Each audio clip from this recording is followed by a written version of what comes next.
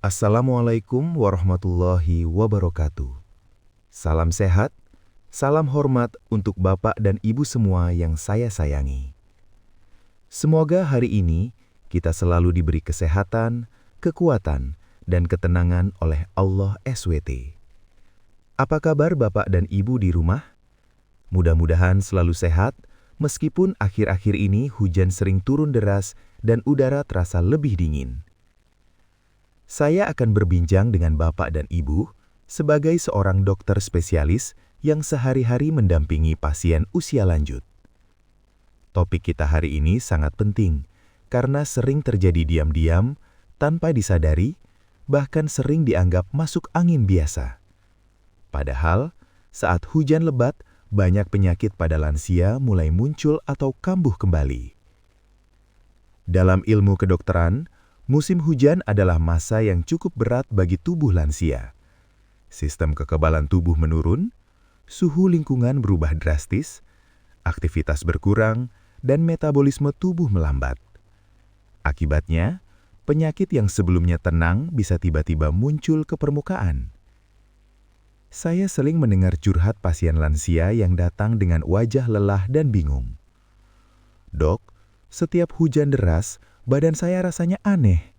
Sudah periksa ke sana kemari, dibilang biasa saja, tapi kok tidak sembuh-sembuh?" Saya sampai hampir putus asa.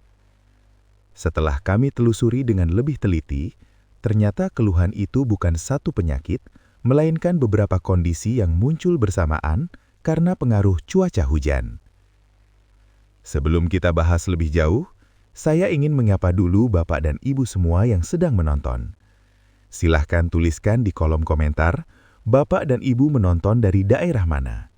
Semoga kita bisa saling menyapa dan saling mendoakan. Sekarang kita bahas satu persatu secara sederhana. Penyakit pertama, gangguan pernafasan. Saat hujan lebat, udara menjadi dingin dan lembab. Ini membuat saluran nafas menyempit dan lendir menumpuk.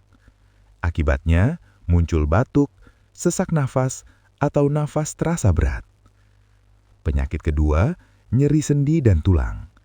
Perubahan tekanan udara dan suhu membuat sendi lansia yang sudah aus menjadi lebih sensitif. Lutut, pinggang, dan bahu sering terasa nyeri atau kaku. Penyakit ketiga, gangguan lambung dan pencernaan. Saat hujan, nafsu makan turun, jam makan tidak teratur, dan stres meningkat.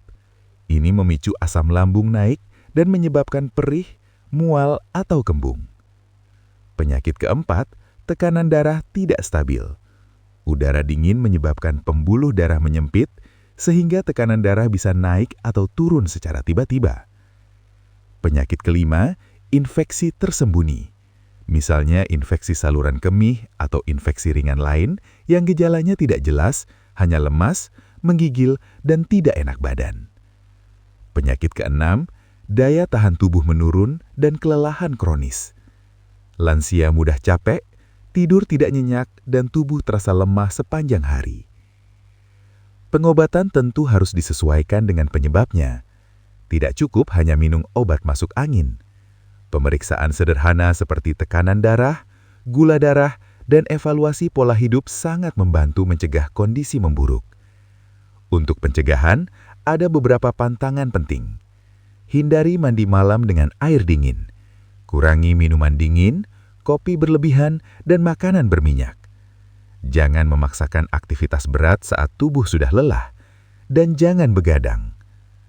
Di rumah, ada beberapa hal yang bisa Bapak dan Ibu lakukan. Jaga tubuh tetap hangat, terutama kaki, perut, dan punggung. Lakukan pijatan ringan di telapak kaki dan punggung untuk melancarkan peredaran darah. Lakukan peregangan ringan agar sendi tidak kaku. Pastikan makan teratur meskipun porsi kecil. Selain pengobatan medis, herbal tradisional bisa menjadi pendamping. Air jahe hangat membantu meningkatkan daya tahan tubuh. Kunyit membantu mengurangi peradangan. Serai membantu relaksasi dan kualitas tidur. Semua ini mudah didapat dan aman jika digunakan dengan bijak. Namun perlu diingat, herbal bukan pengganti pengobatan dokter bila keluhan sudah berat atau berlangsung lama. Bapak dan Ibu yang saya hormati, Musim hujan memang membawa tantangan tersendiri bagi kesehatan lansia. Namun jangan berkecil hati. Tetaplah sabar, terus berusaha menjaga kesehatan dan pasrahkan hasilnya kepada Allah SWT. Allah mencintai hambanya yang sabar dan tidak berhenti berikhtiar. Tidak ada ujian yang diberikan tanpa kemampuan untuk menjalaninya.